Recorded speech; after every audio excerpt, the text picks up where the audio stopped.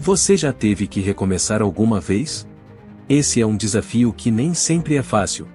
Agora imagine alguém que teve que recomeçar em um mundo onde não havia mais ninguém além de sua própria família, já que todas as outras pessoas tinham sido destruídas. Esse foi o desafio de Noé e sua família.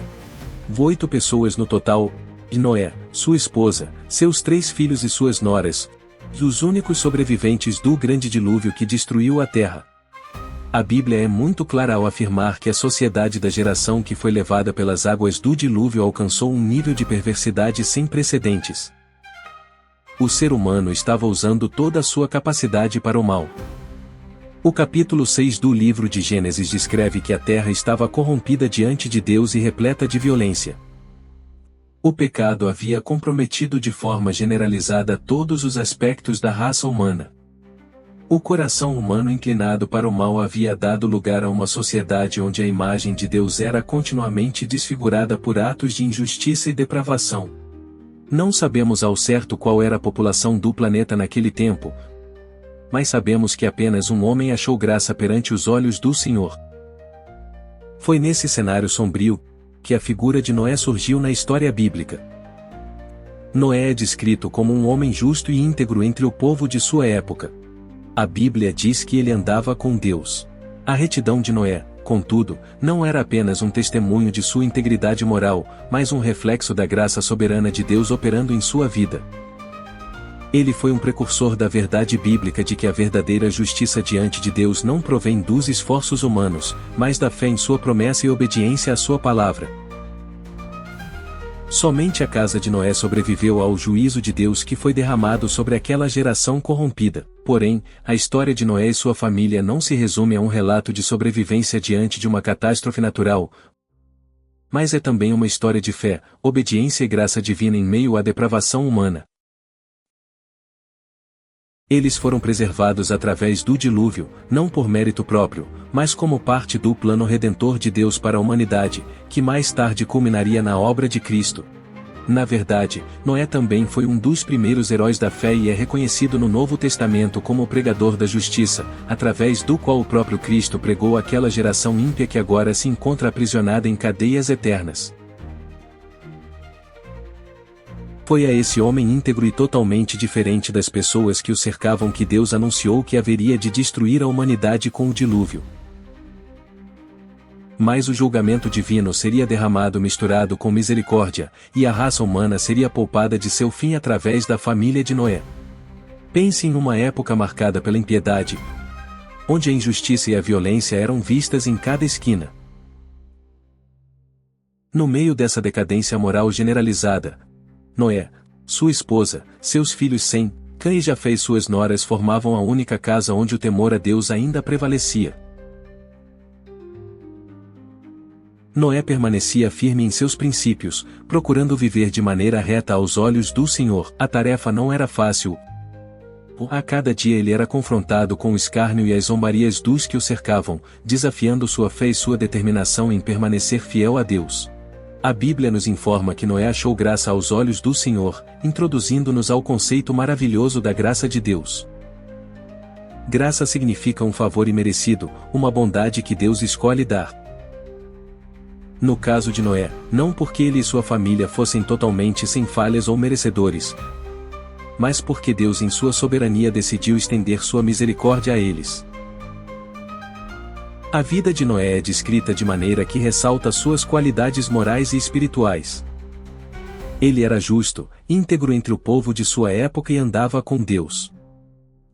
Essas características não eram a causa última da graça de Deus, mas sim a evidência de que Noé viveu em resposta à graça que lhe foi dada. A construção da arca ordenada por Deus foi uma tarefa que exigiu de Noé não apenas habilidade física, mas sobretudo uma confiança profunda na palavra do Senhor. Deus anunciou a Noé algo que o mundo jamais havia visto. Naquela época, as pessoas nunca tinham testemunhado desastres naturais como os conhecemos hoje. A ideia de um dilúvio que cobriria toda a terra era sem dúvida algo completamente fora da compreensão dos contemporâneos de Noé. No entanto, diante da instrução divina, Noé escolheu acreditar e agir, mesmo quando tudo parecia absurdo aos olhos humanos. A decisão de Noé em construir a arca seguindo o comando divino foi recebida com incredulidade e desprezo. Mas, apesar disso, Noé prosseguiu em seu propósito de obedecer ao Senhor, independentemente das circunstâncias ao seu redor. Essa decisão não foi uma mera concordância passiva, mas uma demonstração ativa de fé. A fé bíblica não se detém apenas na crença intelectual, mas se expressa através da ação. Noé, ao construir a arca, estava colocando sua vida, reputação e futuro nas mãos de Deus, confiando que ele cumpriria sua palavra protegendo e salvando sua família do julgamento anunciado.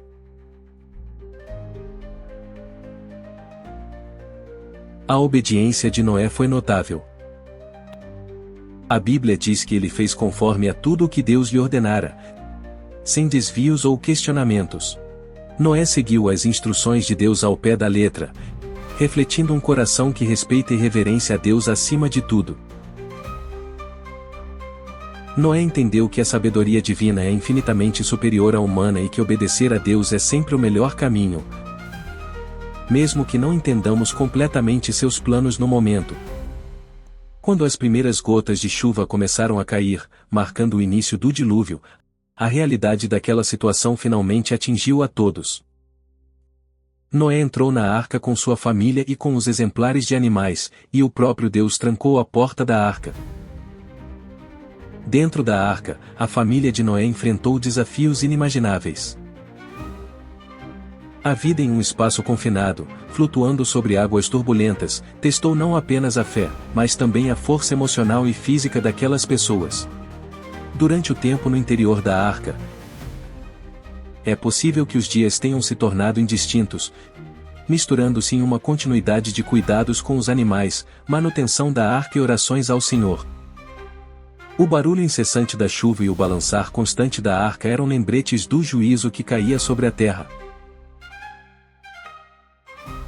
A família de Noé precisava de muita fé e confiança na palavra do Senhor para não deixar que a dúvida dominasse seus corações.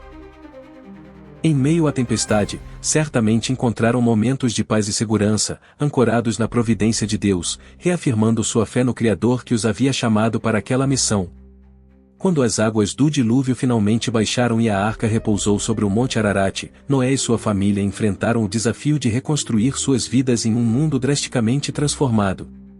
A terra, que antes era repleta de vida, agora se encontrava desolada, com apenas o silencioso testemunho do juízo divino sobre a corrupção humana. Pela graça divina, a família de Noé havia sobrevivido a toda aquela destruição e estava pronta para um novo começo. O primeiro ato de Noé ao sair da arca foi construir um altar ao Senhor e oferecer sacrifícios como expressão de sua gratidão e adoração a Deus por sua salvação e misericórdia. Esse gesto demonstrava uma profunda consciência de que a vida e a oportunidade de começar de novo eram presentes divinos, marcados pela graça e pela providência. Deus, em resposta à adoração de Noé, abençoou sua família, ordenando que eles se multiplicassem e povoassem novamente a terra. Essa bênção ecoava a ordem original dada a Adão e Eva no Jardim do Éden, reiterando o propósito divino para a humanidade de cuidar da criação e povoar a terra. Sabemos que os descendentes de Jafé deram origem aos povos indo-europeus, os descendentes de Cã em sua maior parte são geralmente associados com povos da África e partes da Ásia, e os descendentes de Sem foram os ancestrais dos povos semitas, dentre os quais estavam os hebreus. Além disso, Deus estabeleceu uma aliança com Noé e sua descendência, prometendo que nunca mais destruiria toda a vida com um dilúvio e colocando o arco-íris como um sinal dessa aliança. A aliança com Noé é significativa por várias razões. Primeiro, ela demonstra que a relação de Deus com a humanidade é governada por sua graça. Mesmo sabendo que o coração humano ainda era suscetível ao mal, Deus escolheu fazer uma promessa de preservação e cuidado. Segundo, essa aliança estabelece um princípio de responsabilidade e respeito pela vida. Deus deu instruções específicas a Noé e sua família sobre a dignidade e o valor da vida humana e a importância de preservar a criação. Terceiro, o arco-íris como sinal da aliança é uma expressão visível da promessa de Deus. Sempre que o arco aparece nas nuvens, ele serve como um lembrete do compromisso de Deus com a terra e seus habitantes, enfatizando o caráter imutável de Deus e sua fidelidade constante às suas promessas. Contudo, também é verdade que, enquanto a bênção de Deus e a promessa de uma nova criação foram estendidas à família de Noé, o desfecho dessa história revela que a inclinação para o pecado ainda permanecia no coração humano. Um dos episódios mais notáveis envolvendo a família que sobreviveu ao dilúvio é o incidente de Noé com a vinha, resultando em embriaguez e numa situação vergonhosa dentro de sua própria tenda. A reação de seus filhos a esse episódio, com Sem e Jafé agindo com respeito e dignidade, enquanto Cã expõe a vergonha de seu pai, destaca as diferentes respostas humanas ao pecado e suas consequências. Esse incidente não apenas mostrou a vulnerabilidade humana ao pecado, mas também sinalizou as ramificações futuras para as linhagens daquela família, conforme as bênçãos e maldições que foram pronunciadas por Noé sobre seus filhos. A presença contínua do pecado na família de Noé, e por extensão em toda a humanidade, serve como uma prova de que nenhum evento cataclísmico por si só pode erradicar a natureza pecaminosa herdada desde a queda de Adão e Eva. As águas do dilúvio lavaram os pecadores da face da terra, mas não lavaram a natureza pecaminosa da face do coração do homem. Isso destaca a necessidade constante da graça e da misericórdia de Deus para lidar com o pecado e suas consequências em nossas vidas.